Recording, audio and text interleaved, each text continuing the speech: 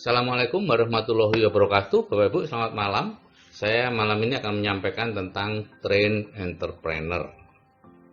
Ini adalah revisi 26 Juni 2019.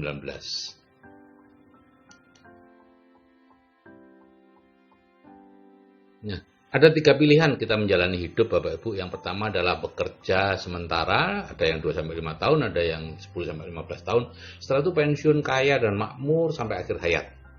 Yang kedua adalah bekerja mencari nafkah seperti biasa 30-40 tahun, setelah itu pensiun tanda tanya. Ya. Dan yang ketiga adalah bekerja mencari nafkah sampai akhir hayat. Ada yang di satu bidang pekerjaan seperti dokter, notaris, pengacara dan lain-lain. Ada yang di berbagai bidang pekerjaan seperti tentara, setelah pensiun jadi satpam, kemudian menjadi petani. Nah, dari 3 pilihan tadi, mana yang paling enak Bapak Ibu? Tentu yang nomor 1 ya, secara logika ya. Cuman problemnya adalah yang nomor 1 itu tidak pernah nampak. Tidak ada di sekitar kita gitu ya. Saya baru mengenal nomor 1 itu menjelang usia 50 tahun ya. Kalau ada ya saya sudah pilih sejak lama Bapak Ibu, cuman tidak ada. Dan Bapak Ibu mungkin belum pernah mengenalnya juga. Nah, yang paling tidak enak mana? Tentu nomor 3 ya, seperti saya itu ya, bekerja mencari nafkah sampai akhir hayat. Cuman masalahnya yang nomor 2 itu kadang-kadang menganggap yang nomor 3 itu enak. Karena yang nomor 2 takut dengan pensiun. Jadi mereka berpikir bekerja mencari nafkah sampai akhir hayat itulah yang paling enak ya. Tapi bagaimanapun juga nomor 1 lah yang paling enak, yaitu bekerja sementara, pensiun kaya dan makmur. Dan itulah yang akan saya ajak Bapak Ibu untuk menjalaninya ya, melalui CFS dan MSO. Nah, untuk bisa mengenalnya tentu Bapak tahu cash flow kuadran ya. Ada 4 cara kita mencari nafkah: employee, self-employed, business owner, dan investor ya. Employee dan self-employed itu dikenal sebagai kuadran kiri, active income, hasilnya stres gitu ya. Dan 95 orang berebut 5% uang gitu ya. Di sini semakin besar penghasilannya semakin stres Bapak Ibu. Karena biasanya semakin besar pula hutangnya ya. Penghasilannya disebut penghasilan aktif tadi itu. Employee itu karyawan dan lain-lain, self-employed itu ya profesional, kemudian pemilik usaha kecil. Nah, yang sebelah kanan itu business owner, yaitu dibagi 3, konglomerasi, waralaba, dan networking. Itu sifatnya passive income. Semakin besar penghasilannya semakin freedom ya, jadi tidak stres. Dan di sini 5% orang berebut atau berbagi 95% kekayaan yang ada di dunia ini. Jadinya santai Bapak Ibu. Karena itu Robert Kiyosaki mengatakan jangan terlalu lama di employee dan self-employed. Pergilah segera ke business owner dan investor. Saya 25 tahun di employee dan self-employed Bapak Ibu, dan 14 tahun terakhir ini di business owner dan investor ya. Sehingga saya tahu persis 2 kondisi seperti ini dan saya tidak mau balik ke kiri. Nah, bagaimana sekarang cara pindah kuadran dari kiri ke kanan ya? Kalau cara lama ya tentunya merantau ya. Bapak ada yang punya impian merantau, kemudian magang pada orang kaya, merubah pola pikirnya di situ seperti pola pikirnya anaknya orang kaya, barulah bisa menjadi kaya. Kalau Anda tidak dirubah pola pikirnya, nonsens untuk menjadi kaya. Sekelas apapun Anda, sepintar apapun Anda di sekolahnya. Nah, cara baru adalah diberi impian, baru masuk dalam bawah sadarnya, di Building the Dream dengan mendengarkan 2 ATBS, kemudian masuk ke seminar MSO atau seminar inspirasi dan visi, dan setelah itu Anda silakan mau menjadi train entrepreneur, kita bimbing di CAA menjalankan sebuah bisnis, atau tidak ya terserah saja, dan dari situlah menjadi kaya. Nah, masalahnya adalah pada ego Bapak Ibu ya.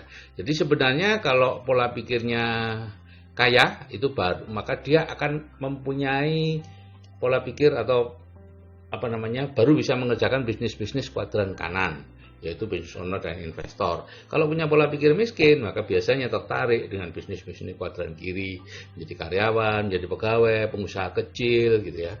Nah, kalau Anda dari kalangan orang miskin mau menjadi pebisnis kuadran kanan, nyaris mustahil Bapak Ibu. Anda baru bisa kalau pola pikirnya dirubah dulu. Dengan cara tadi itu, merantau ketemu orang kaya, gitu ya, dirubah, atau dengan cara mendengarkan 2 ATBS, hadir ke seminar-seminar kita. Nah, train entrepreneur itu apa?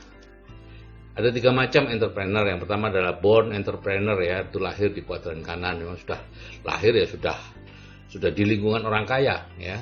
Kemudian forced entrepreneur, ini usaha sendiri, dan ini yang kerja keras setengah mati. Di Amerika Serikat hanya 1% yang berhasil, ya. Jadi 100 startup itu dalam waktu 10 tahun tinggal 1. Ya, itu Amerika Serikat, di Indonesia belum tahu, ya. Kemudian ada trained entrepreneur, yaitu yang dilatih.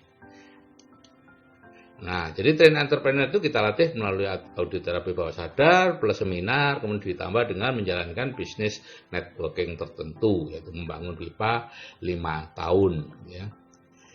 Pilihannya ya tadi menjadi born entrepreneur, Anda lahir di lingkungan orang kaya, mendapat pendidikan sejak kecil sebagai anak orang kaya.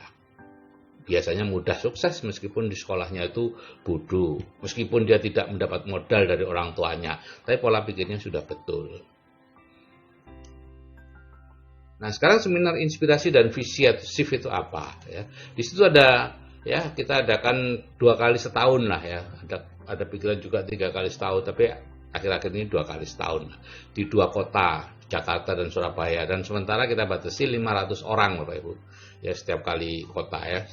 Nanti kita lihat selanjutnya, tapi sementara ini hanya 500 orang, ya. Jadi siapa yang nggak dapat tiket, ya sudah, nggak, Anda ikut 6 bulan yang akan datang. Ini ada 12 hal yang Anda pelajari dari seminar MSO atau SHIFT itu, ya. Dream building, time management, goal setting, people skill, dan macam-macam.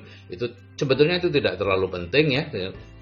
Yang penting adalah Anda bisa betul-betul melihat orang yang sukses itu seperti apa. Itu yang paling penting, ya. Sehingga bawah sadar Anda percaya bahwa apa yang Anda lakukan dengan 2 ATPS, Anda yang lakukan mungkin sudah mulai berbisnis dan lain-lain itu, Anda tahu bahwa ada orang yang berhasil. Nah, sekarang kenapa sih seminar shift itu penting dan berharga? Bahkan bagi saya itu hitam putih, gitu, ya.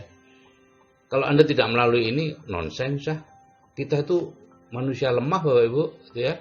Kita itu terlalu dipengaruhi atau bukan kita dikendalikan oleh bawah sadar kita. 90% gerak kita itu dikendalikan oleh bawah sadar. Sehingga kalau Anda tidak mengisi bawah sadar Anda dengan hal-hal yang sifatnya kekinian, yaitu mencari nafkah dengan cara yang berbeda dengan yang dulu, dan sudah ada bukti-bukti orang berhasil punya penghasilan puluhan juta hanya dalam waktu 2 tahun, maka Anda tidak akan percaya karena di sekitar Anda tidak ada yang seperti itu, ya. Karena itu seminar inspirasi dan visi ini sangat penting dan berharga. Jadi ibaratnya begini, Bapak Ibu. Bapak Ibu itu sekarang berada dalam sebuah hutan yang disebut hutan rutinitas, ya. Sudah tidak bisa keluar, Bapak Ibu, tidak berani ambil risiko, tidak tahu bagaimana keluar, gitu, ya. Dan padahal di bagian lain dari kehidupan, di seberang hutan itu ada sebuah kota impian yang sangat didambakan oleh semua orang. Tapi Bapak Ibu tidak pernah melihat itu, ya. Saya aja baru melihat umur 49 saya baru ditunjukkan hal itu. Kalau tahu sejak dulu kan lain ceritanya, gitu, ya. Nah, yang namanya shift itu seperti helikopter, Bapak Ibu, ya. Dia mengajak Anda naik ke atas untuk melihat view yang lebih besar atau pandangan yang lebih tinggi. Nah, di situ dilihat, karena selama ini kan Anda ada di sekitar orang yang, ya, jangankan 100 juta per bulan seperti yang ada di ATBS, 10 juta per bulan aja jarang loh di sekitar Anda. Saya percaya seperti itu, ya. Sehingga Anda tidak mungkin lah punya pikiran bisa 100 juta sebulan. Apalagi pasif, penghasilan pasif, di mana penghasilan yang terus-menerus mengalir. Tapi sebetulnya Anda bisa, memang problemnya yaitu tadi, bahwa sadar Anda tidak percaya.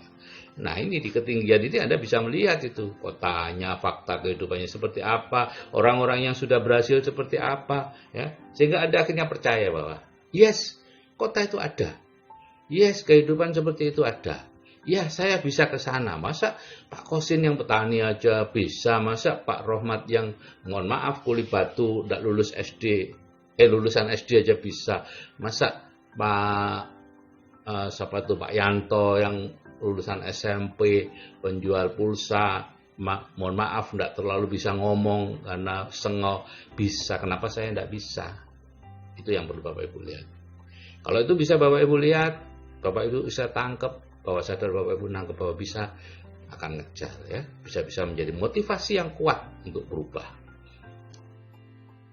Dan Bapak Ibu tentu diturunkan lagi kembali ya, jadi keluar dari hutan rutinitas itu Anda tetap aja di dalam situ, tapi Anda sudah punya harapan, kepercayaan, keyakinan, dan hasrat untuk menuju ke kota impian Anda itu. Soal bagaimana caranya, Anda akan tahu di seminar MSO itu, ya di shift itu Anda tahu. Anda bisa tahu di WA juga kita ajarin, tapi percuma aja, itu cara, itu hanya cara Bapak Ibu ya. Yang penting bukan cara, tapi tujuannya sudah Anda lihat.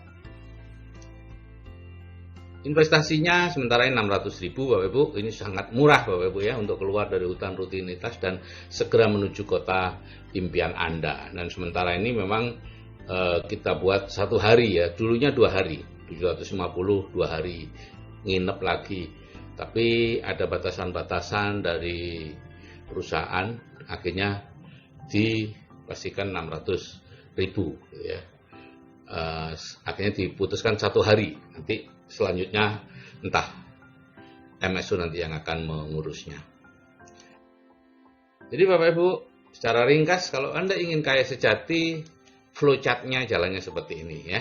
Kalau tidak ingin kaya sejati ya biarlah tetap jadi karyawan, pebisnis kecil, profesional, pebisnis online, money game, direct selling, MLM, bertani, beternak dan lain-lain, itu tidak bisa membuat Bapak Ibu kaya sejati, bebas finansial dan bebas waktu. Ya, untuk bisa kaya sejati, kalau Bapak Ibu menjawab, ya saya ingin kaya sejati, tinggal tanya punya uang apa enggak. Kalau oke, saya punya uang, nah oke, silakan jadi investor atau membeli waralaba, itu ya. KFC itu $1,5 juta, McDonald itu $1 juta itu 5 tahun yang lalu ya, sekarang nggak tahu lagi, ya terserah. Mungkin saja Bapak Ibu mendapat uang warisan dari budinya tetangga atau apa, nggak tahu saya. Ya, kalau dapat uang bisa jadi investor dan waralaba. Kalau nggak punya uang, nah ya pilihannya lebih sempit lagi. Nah, tinggal ditanya, usianya kurang dari 30 tahun atau lebih dari 30 tahun? Oke, kurang dari 30 tahun. Oke, Anda masih bisa jatuh bangun. Silakan bangun konglomerasi. Memang kemungkinannya 10%, hanya 1% gitu ya. Dalam 10 tahun hanya 1%. Tapi silakan, Anda masih cukup punya waktu untuk jatuh bangun. Tapi kalau Anda tidak punya waktu lagi karena usia sudah lebih dari 30 tahun, sudah punya anak, sudah punya gandengan dan lain-lain, yang tidak mungkin Bapak Ibu jadi konglomerat. Kenapa? Untuk jadi konglomerat Anda harus melakukan yang namanya menunda kenyamanan, dan itu sangat sulit dilakukan kalau Anda sudah berkeluarga ya. Nah, kalau Anda sudah tua seperti saya, usia di atas 30 tahun, satu-satunya cuma networking. Bukan saya yang mengatakan, tapi Robert T. Kiyosaki ya. Itulah Bapak Ibu. Oke Bapak Ibu, kalau saya yang berumur saja bisa menyeberang, meskipun sudah sangat terlambat, maka pastinya Anda juga pasti bisa. Oke, salam dari saya, Sigit Setiawadi. Assalamualaikum warahmatullahi wabarakatuh.